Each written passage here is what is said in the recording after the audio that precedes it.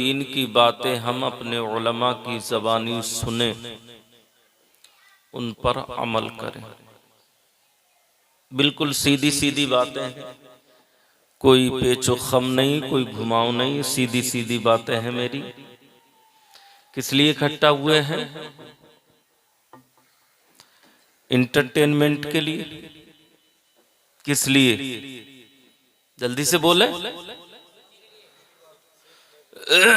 सीधी बातें सुनने के लिए तो आप बैठे ही हैं, उन बातों को सुनकर उन पर अमल करें।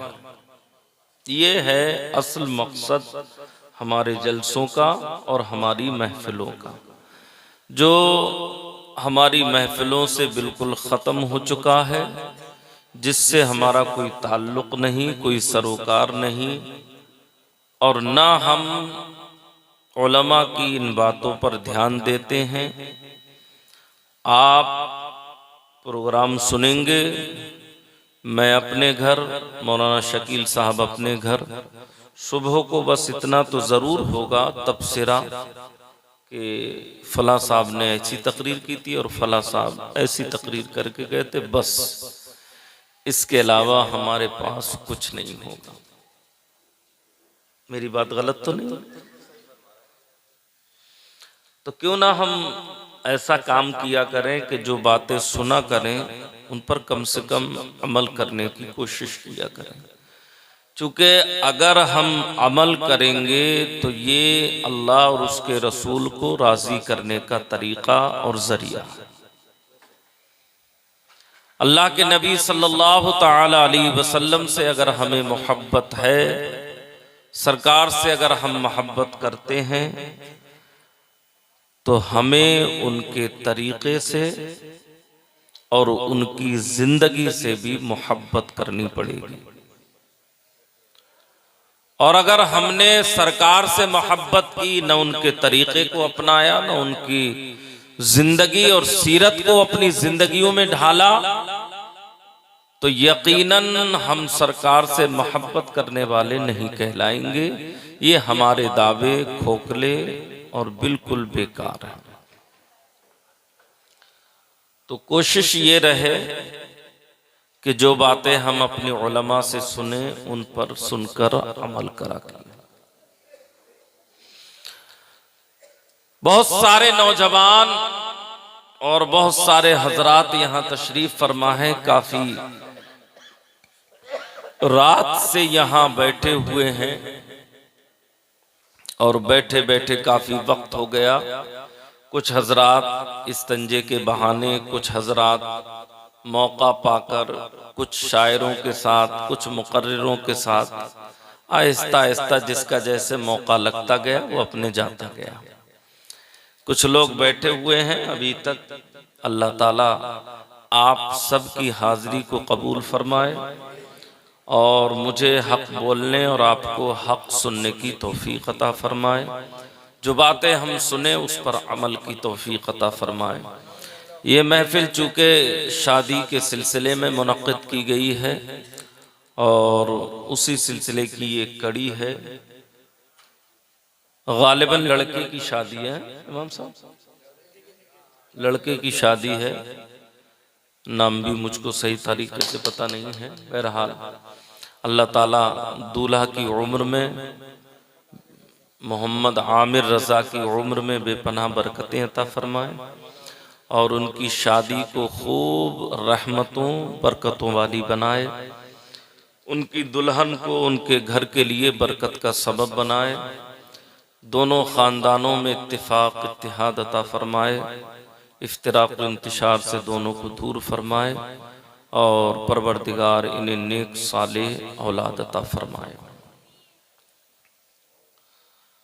अल्लाह तबारक व तआला अपने मुक़द्दस और बाज़मत कलाम कुरान पाक में इरशाद फरमाता है, लक़द काना लकुम फ़ी रसूलिल्लाहि उस्वतुन हसना।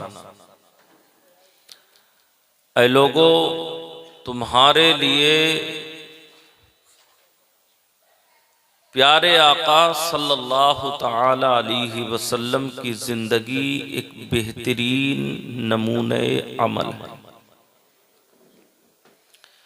सरकार की जिंदगी हमारे लिए एक बेहतरीन आइडियल है, एक बेहतरीन रहबर है, एक बेहतरीन रहनुमा है, एक बेहतरीन कायद है और ऐसी कायद है, ऐसी रहबर है कि जिसकी रहबरी में हम अपनी जिंदगी को खूबसूरत और आसानी के साथ बसर कर सकते हैं। नबी पाक सल्लल्लाहु अलैहि वसल्लम ने जिंदगी के हर शोबे में, जिंदगी के हर हिस्से में हमें जैसी जरूरत पड़ती गई, मेरे आकाए करीम अलैहिस्सलाम ने हमारी मुकम्मल जिंदगी के लिए एक बेहतरीन दुस्तूर हयात और जिंदगी गुजारने का एक बेहतरीन तरीका हमको अता फरमा दिया। हमें अपनी जिंदगी आकाए करीम अलैहिस्सलाम के तरीके के मुताबिक गुजारनी है। बच्चे की विलादत से लेकर और मैयत को कब्र में रखने तक हमारी पूरी जिंदगी, पूरी हयात आकाए करीम अलैहिस्सलातु व तस्लीम के तरीके के मुताबिक होनी चाहिए। और सरकार ने हमें वो तरीका बताया कि कैसे जिंदगी गुजारनी है। जज़ाकल्लाहु खैरन अहसन जज़ा। किस अंदाज में हमें जीना है, कैसे हमें अल्लाह की इबादत करनी है, कैसे शादी ब्याह करने हैं, किस अंदाज से हमें खाना है, किस अंदाज से हमें पीना है, कैसे हमें अपने बच्चों को बेहतरीन सलीका सिखाना है, किस अंदाज से हमें अपने घर का माहौल सही करना है, अपने बिगड़े हुए मुआशरे को कैसे सुधारना है। ये सारी बातें आकाए करीम अलैहिस्सलाम ने हमको अता फरमाई और बताया। अगर हम सरकार की सीरत के मुताबिक अमल ना करें तो यकीनन हमारे लिए नुकसान है और खसारा है और हमारी जिंदगियों के लिए इससे ज्यादा बुरा दिन कोई नहीं हो सकता जब हम आकाए करीम अलैहिस्सलाम की सुन्नतों को छोड़कर हम उस रास्ते को इख्तियार करें जो रास्ता के अल्लाह और उसके रसूल का नहीं।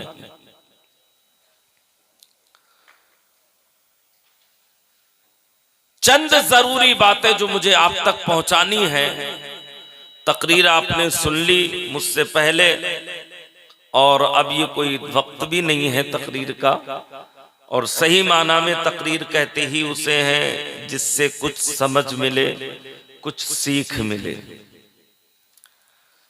तो सबसे पहली बात तो मैं आप तक ये पहुंचा दूं कि ये जो मंडे का खाना होता है, दावते वलीमा छोड़कर जो लोग मंडा करते हैं, ये बिदात है और नाजायज है। इस बात को अच्छी तरीके से आप हजरात ज़हन नशी कर लें। शादी किस चीज का नाम है? शादी में, निकाह में और शादी में क्या चीजें होती हैं? निकाह के अंदर दो फर्ज हैं, एक वाजिब है और 3 सुन्नतें हैं। इन चीजों का नाम शादी है। निकाह के अंदर 2 फर्ज हैं। नंबर 1, 2 गवाहों का मौजूद होना। अगर किसी शख्स के निगाह में गवाह नहीं है तो ये निकाह मुनाकिद नहीं होगा और ये निकाह नहीं माना जाएगा। कम से कम 2 गवाह शर्त है। इनके अलावा अगर 1 गवाह है तो भी निकाह नहीं होगा। 2 गवाह होना चाहिए निकाह के लिए, 1 मर्द और 2 औरतें या 4 औरतें। चूंकि 1 औरत जो होती है वो 1 मर्द के मुकाबले में नहीं होती। 1 मर्द के मुकाबले में 2 औरतें गवाह हो सकती हैं, ठीक है ना। तो शादी में गवाहों का होना ये शर्त है, बगैर गवाह के निकाह नहीं हो सकता। और दूसरी चीज, मियां बीबी का ईजाबो कबूल करना, इकरार करना, इस बात को तस्लीम करना, मानना और कबूल करना कि आप मेरे शौहर हैं। इस बात के लिए मैं आपको कबूल करती हूं और मैं आपकी बीबी हूं, ये आप कबूल करते हैं। तो ये 2 चीजें निकाह में जो हैं वो शर्त है। वो लोग इस बात का खूब ख्याल रखें जो इधर उधर सीधी सादी लड़कियों को ले जाकर बहलाकर फुसलाकर किसी दाढ़ी वाले टोपी वाले जिसको वो मौलवी समझते होंगे उनको ले जाकर उनसे निकाह पढ़वा लेते हैं और कहते हैं कि हमने निकाह कर लिया है, अब हमें कबूल कर लो। तो उनका निकाह नहीं होगा। मेरी बात समझ रहे हैं आप? मैं इशारा किधर कर रहा हूं? जो लड़के लड़कियां भागकर शादी करते हैं, निकाह करते हैं और वो कहीं भी जाके किसी भी दाढ़ी वाले को देखकर उससे निकाह पढ़वा लेते हैं, तो उनका निकाह नहीं होता।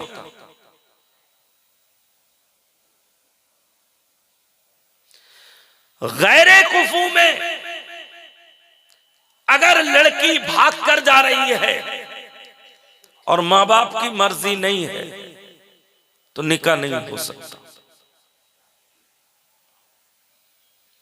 इसलिए निकाह के लिए 2 गवाहों का होना शर्त, ईजाब व कबूल का होना ये शर्त है। ये हो गए निकाह के 2 फर्ज। एक होता है वाजिब, और वो वाजिब क्या है? तो कहते हैं निकाह में महर अदा करना वाजिब। मतलब मैं ये बताना चाह रहा हूं आपको, शादी कितनी आसान चीज है जिसको हमने इतना मुश्किल बना दिया है जिसका कोई ठिकाना नहीं। 2 फर्ज हो गए, 1 वाजिब हो गया। अल्लाह कुरान करीम में इरशाद फरमाता है, वातुन निसा सदुकातिहिन्ना निहला। ऐ लोगो, तुम अपनी बीवियों के महरों को अदा कर। लेकिन हाल ये है हमारा कि हम महर सिर्फ इसलिए बंधवाते हैं ज्यादा से ज्यादा ताकि हमें ये अदा ना करना पड़े। और बाज लोग ये कह दिया करते हैं, करे कितने ही बंधवा दो, देने थोड़ी है। ये कुरान के खिलाफ है, हदीस के खिलाफ है, ये औरत का हक है। जो लोग अगर औरत का हक अदा नहीं करेंगे, उनका महर अदा नहीं करेंगे, कल क़यामत के दिन अल्लाह की बारगाह में उनसे बाज पुरस की जाएगी और इस ताल्लुक से सवाल किया जाएगा कि तुमने इसका हक महर अदा क्यों नहीं किया।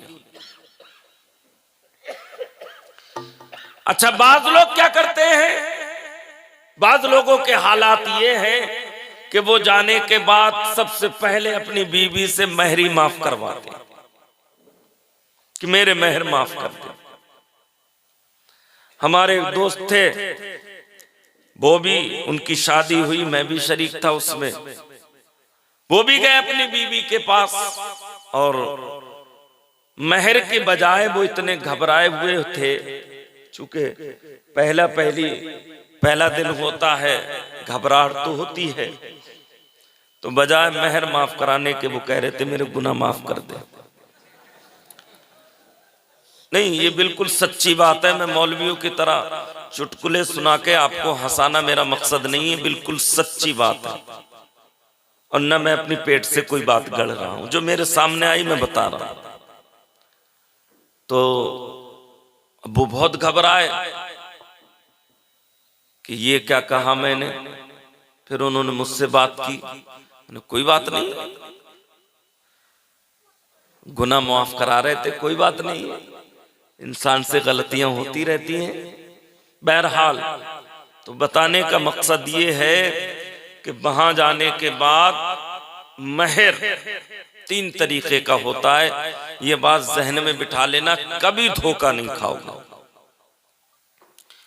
एक महरे मुअज्जल कहलाता है और एक महरे मुअज्जल कहलाता है और एक महरे मुतलक होता है। महरे मुअज्जल का मतलब होता है नकद। आपने नकद महर बांधे और वो आपने हाथ की हाथ अदा कर दी। वो चाहे आपने काजी के हाथ में दिए या दुल्हन के हाथ में दिए या दुल्हन के वालिद के हाथ में दिए आपने, वो महरे मुअज्जल कहलाते हैं, नकद महर। एक महर होता है मुअज्जल, जिसे उधार कहते हैं हम।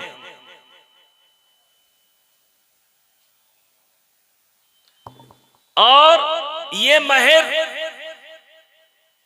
जो मुअज्जल है, उधार वाला जो महर है, अब इस उधार की एक मुद्दत है। 1 साल के लिए उधार है, 2 साल के लिए उधार है या 5 साल के लिए उधार है, ये आप जानेंगे। ये उधार होता है। औरत आपसे मुतालबा कर सकती है कि आप मेरा महर अदा कर। मुअज्जल में आपने नकद अदा कर दिया, और जो हमजा के साथ मुअज्जल है, ये उधार वाला महर होता है। इसमें जितने दिन आप बंधवा दें, साल 2 साल 3 साल, या बाज लोग यूं ही कहते हैं कि भाई गैर मुअज्जल बंधवा दो, यानी मुअज्जल बंधवा दो, उधार वाले बंधवा दो, तो वो उधार हो जाते हैं। और एक होता है महर मुतलक, जो इंदत तलब, जिंदगी में जब चाहो अदा करो। बाहर सूरत महर हमको अदा करना है, ये औरत का हक है। अगर हमने महर अदा नहीं किया तो गोया हमने औरत के हक को मारा, और अल्लाह की बारगाह में किसी का हक मारना, जब तक हक वाला अपना हक मुआफ नहीं करेगा, अल्लाह ताला भी उस बंदे को मुआफ नहीं फरमाएगा। आज हम एक दूसरे के हुकूक बहुत मार लेते हैं। हमने किसी को गाली दे दी, हमने किसी के 10 रुपये मार लिए, हमने किसी का माल चुरा लिया, हमने किसी का सामान उठा लिया, हम जंगल में गए, किसी के अमरूद तोड़ लिए, किसी की ईख से गन्ने उखाड़ लिए, हमने किसी के फसल काट ली,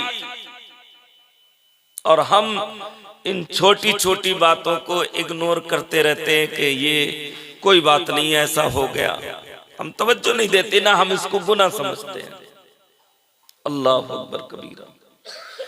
अल्लाह के प्यारे नबी सल्लल्लाहु अलैहि वसल्लम फरमाते हैं, ऐ लोगों, आज जो तुमने यहां किया है, कल मैदान हश्र में तुमको ये सारी चीजें दिखाई देंगी। अल्लाह कुरान में कह रहा है, यौम यतज़क्करुल इंसानु मा सआ। जिंदगी में जो भी किया होगा तुमने, जैसे स्क्रीन पर, टीवी स्क्रीन पर सारी चीजें आती हैं, ऐसे ही एक एक चीज तुमको याद आएगी कि मैंने किसके साथ क्या किया। और एक बात बता दूं मैं आपको, हम और आप हिडन कैमरों से कितना डरते हैं। अगर कहीं हमें चोरी करनी है, कहीं किसी का कोई नुकसान करना है, तो पहले हम ये देख लेते हैं कि कैमरे में तो हम कैप्चर नहीं हो रहे, कैमरा तो नहीं लगा हुआ। देखते नहीं देखते, जबकि उस कैमरे का कोई भरोसा नहीं, उसकी कोई गारंटी नहीं कि उसमें आप कैप्चर हो ही जाएंगे, आपका फोटो आ ही जाएगा। हो सकता है मशीन है खराब हो जाए, मुमकिन है ये नहीं है। लेकिन अल्लाह कुरान में कह रहा है, इन्नल्लाह बसीरुम बिल इबाद। अल्लाह अपने बंदों को देख रहा है कि वो क्या अमल करते हैं। अल्लाह की निगाह से कोई बंदा छुपा हुआ नहीं है, ना अल्लाह की निगाह से कोई इंसान बच सकता है। जब हमारे दिलों में कैमरे का इतना खौफ है, अल्लाह का खौफ क्यों नहीं? जबकि अल्लाह देख रहा है, अल्लाह से कोई चीज पोशीदा नहीं है। तो अगर हमने किसी का हक मारा है, तो कल कयामत में जब मैदान हश्र कायम होगा और अमाल हमारे सामने होंगे, तो हमें दूसरे का हक देना पड़ेगा। और वो कैसे देना पड़ेगा वो सुन लें आप। एक हदीस मैंने पढ़ी, अल्लाह के नबी सल्लल्लाहु अलैहि वसल्लम ने फरमाया, एक शख्स को फरिश्ते जहन्नम में ले जा रहे होंगे। मैंने आपसे जो वादा किया था उसके मुताबिक काफी टाइम हो चुका है, और थोड़ी देर और मुझसे कुछ बातें सुन लें, बस उसके बाद बात खत्म करता हूं। अल्लाह के नबी सल्लल्लाहु अलैहि वसल्लम ने फरमाया, एक शख्स को फरिश्ते घसीट कर ले जा रहे होंगे। अल्लाह उसको रोकेगा, इसे दोबारा लेके आओ। अल्लाह फरमाएगा, बता तेरा किसी के ऊपर कोई हक तो नहीं है, इसलिए कि आज अदल होगा, इंसाफ होगा। जिन जानवरों ने, जिनके सींग थे दुनिया में, बगैर सींग वाले को मारा होगा, तो अल्लाह मैदान हश्र में उसको सींग देगा और इसके सींग छीन लेगा और फिर कहेगा कि तू आज अपना बदला पूरा कर।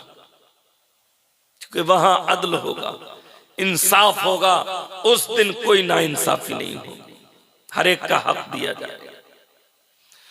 अल्लाह फरमाएगा, तेरा किसी पर कोई हक है? वो कहेगा, हां परवरदिगार, मैं पेशे से कसाई हुई, फला शख्स मेरी दुकान पर आया, उसने मेरे गोश्त के टुकड़े को छुआ, उस पर उंगलियां बन गई, और उन उंगलियों की बनने की वजह से वो मेरा गोश्त का टुकड़ा नहीं बिका और वो मेरा माल बर्बाद हो गया। मेरे रब, मेरा हक उसके ऊपर ये है। दिलवा अल्लाह उस इंसान को बुलाएगा, कहेगा कि ये जो बात कह रहा है ये सच है? वो कहेगा, हाँ मौला सच है। कहा, इसका बदला दे।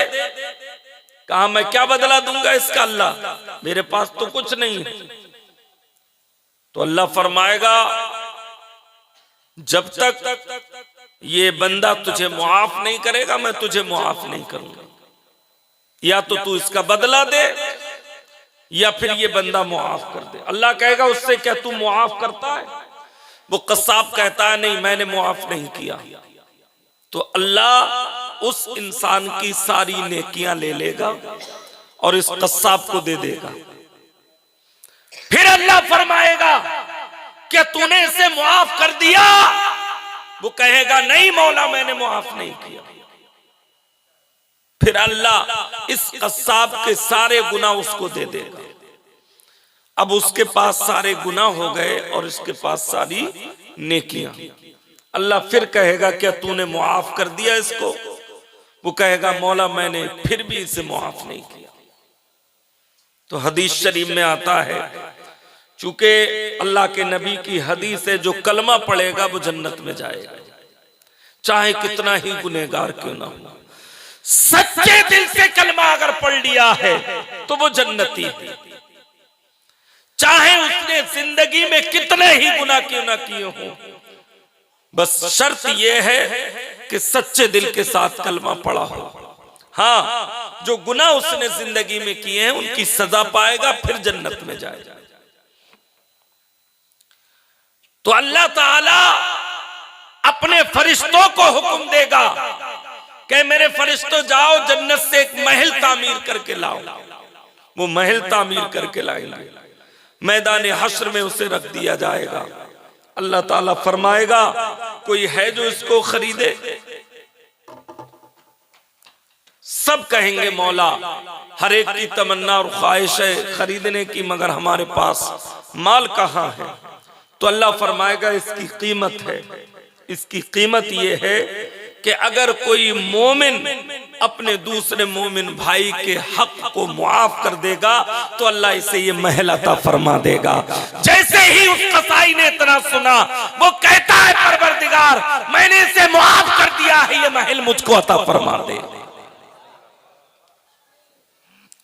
तो जब तक वो बंदा मुआफ नहीं करेगा अल्लाह भी मुआफ नहीं फरमाएगा।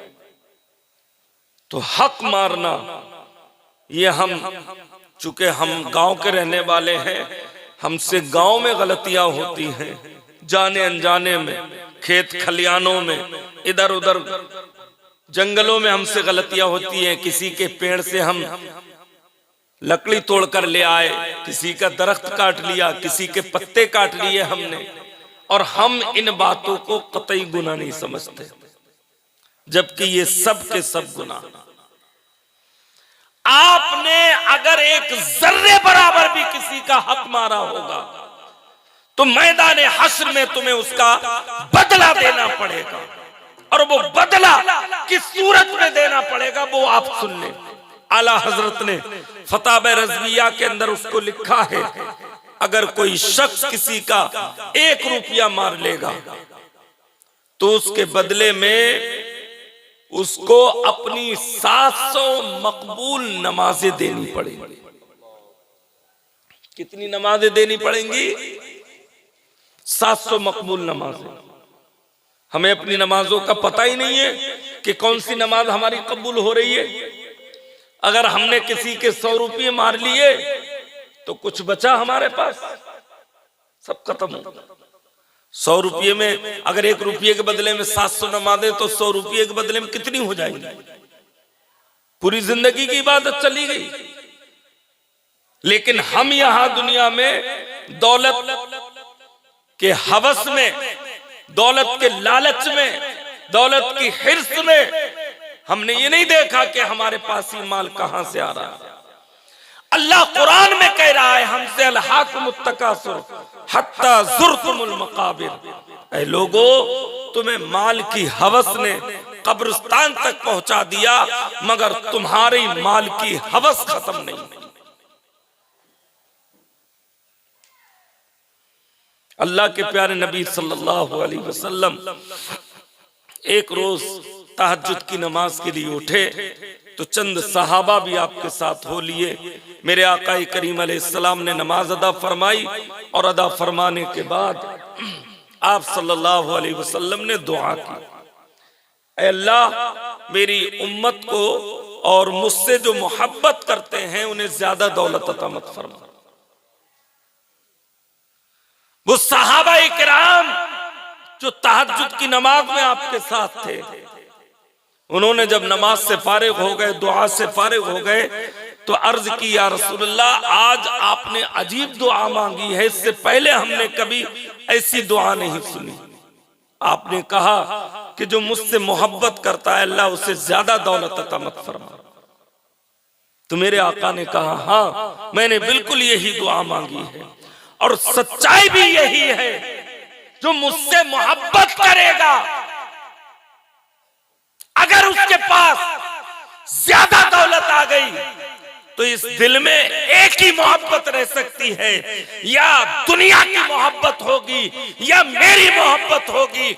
और मैं चाहता हूं जो मुझसे मोहब्बत करता है उसके दिल में दुनिया की मोहब्बत नहीं, सिर्फ मेरी मोहब्बत होनी चाहिए, ताकि जब वो दुनिया से जाए तो मेरा कलमा पढ़ता जाए, और जब कब्र में मेरा चेहरा दिखाया जाए तो मेरी मोहब्बत में मेरे चेहरे को देख के कहे, ये मेरे नबी हैं, मैं इन्हीं का दुनिया में कलमा पढ़ा करता।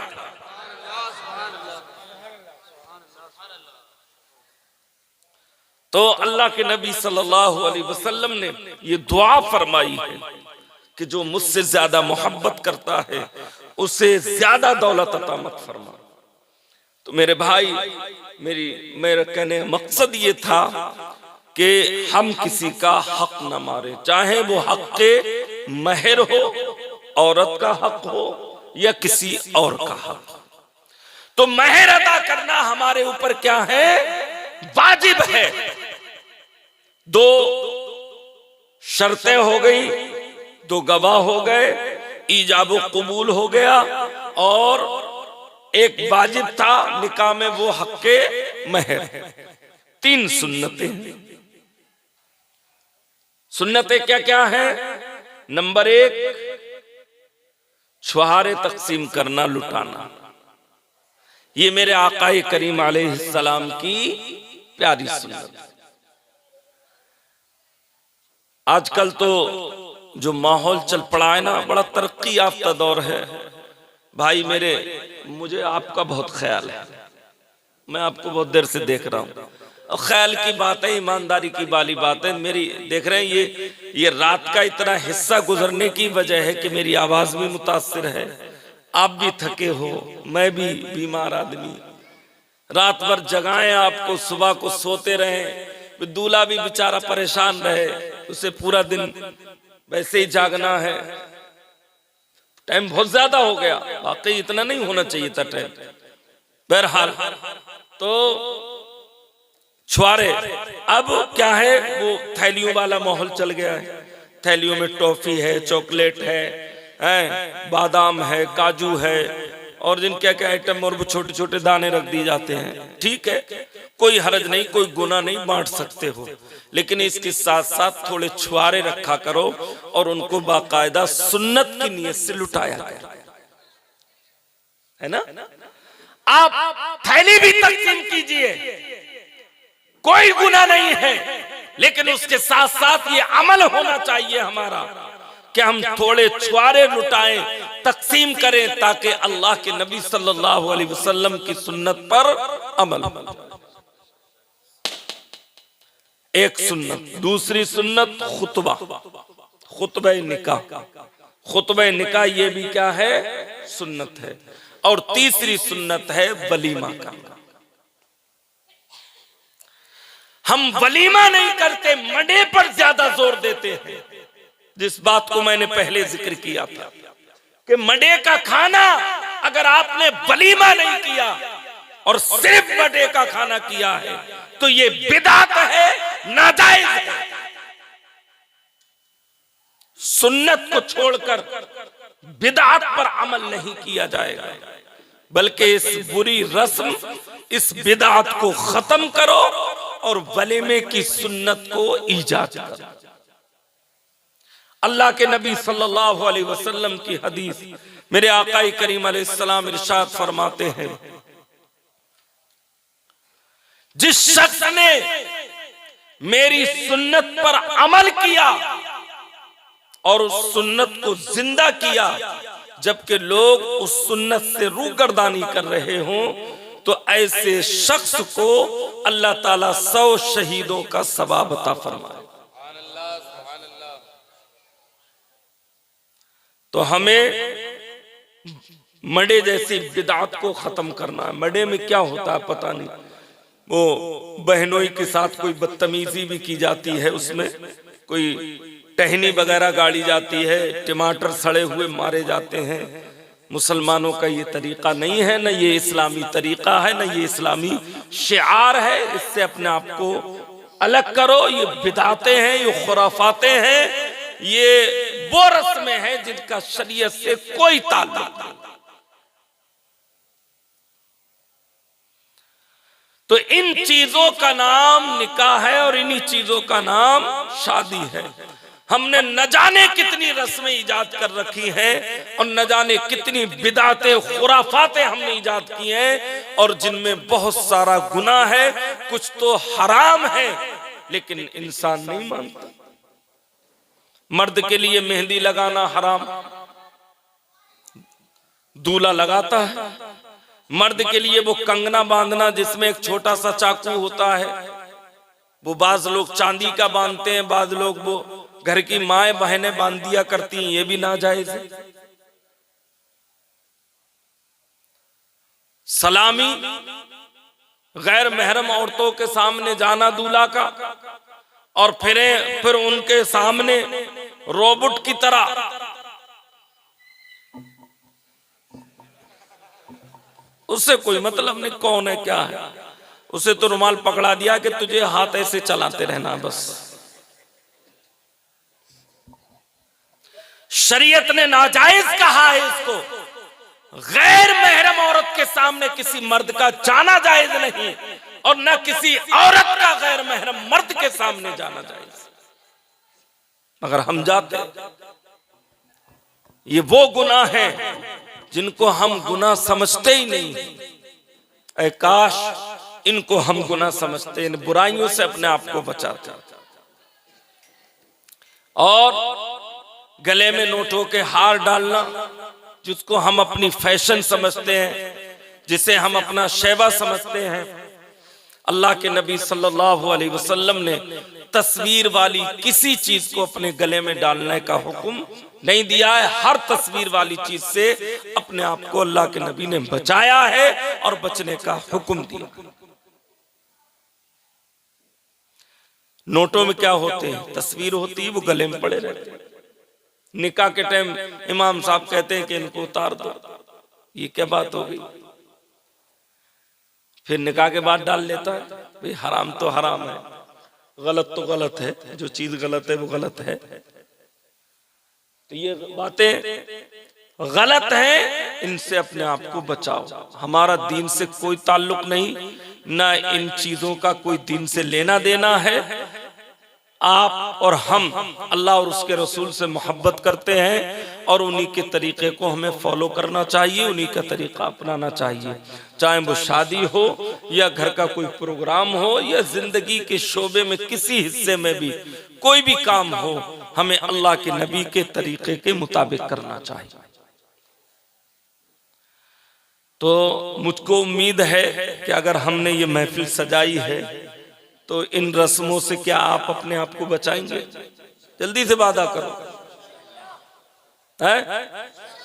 आयतुल मुनाफिकी सलास, अल्लाह के नबी ने फरमाया मुनाफिक की 3 निशानियां। जब वो वादा करे तो वादा खिलाफी करे। वादा खिलाफी करने वाला कौन? मुनाफिक। बात समझ में आ गई? इन्नल मुनाफिकीन फी दरकिल अस्फली मिनन नार। मुनाफिक को कहां डाला जाएगा? जहन्नम के सबसे नीचे हिस्से में रखा जाएगा। तो अगर आप वादा कर रहे हैं तो वादा खिलाफी मत कीजिएगा। आप पक्का वादा करें कि हम इन चीजों से अपने आप को दूर रखेंगे और इंशाअल्लाह हम नबी से मोहब्बत करते हैं तो नबी की मोहब्बत में हम अपने आप को इन चीजों से बाज रखेंगे इंशाअल्लाह। न गले में हार डलवाएंगे, न मेहंदी लगवाएंगे, न कंगना बांधेंगे हाथ में। बात समझ रहे हैं? न सलामी में। अब आप कहोगे कि हमारा नुकसान हो जाएगा। भाई नुकसान क्यों होगा? समझे नहीं? नुकसान क्यों करोगे आप अपना? नुकसान का कोई मतलब नहीं है। अगर किसी को कोई हदिया देना है, मिसाल के तौर पे मेरी शादी हुई थी, मैं अपनी शादी की बता रहा हूं, तो लोग नोटों के हार लेके गए। तो मैंने कहा ठीक है, आप नोटों का हार लिया, ये नीचे रख दीजिए। भाई आपको हदिया ही तो देना है मुझको, आप मुझसे मोहब्बत करते हो, मुझको देना है आपको, तो आप दे दीजिए। उन्होंने दे दिए, बात खत्म हो गई। ऐसे ही अगर चूंकि अपने यहाँ का माहौल दूसरा है कि हमारी घर की औरतें फला के घर की औरतों को सलामी करके आई तो उनकी औरतें भी हमारी सलामी करने आएंगी, ये एक लेन देन चलता है, मतलब तुमने मुझे दे दिया तो मैं तुझसे लूंगी, ये चलता है। तो बहरहाल ऐसा भी मुमकिन है कि घर की औरतें इकट्ठा करके एक दफे में सास या ससुर उसके हाथ में पकड़ा दे कि ये आपके नजर आना। नहीं हो सकता क्या? गुनाह से तो बच सकते हैं, लड़का भी गुनाह से बच गया और घर की औरतें भी गुनाह से बच गई, बिला वजह गुनाह हो रहा था हमसे, तो हम कम से कम गुनाह से तो बच गए। इसी तरीके से शादी ब्याह में लोग एक की दावतें 3-3 खाने जा रहे हैं, भाई ये क्या तरीका है? अल्लाह के नबी ने इरशाद फरमाया, जो बगैर दावत के जाता है तो वो चोर बन के जाता है और डाकू बन के निकलता है।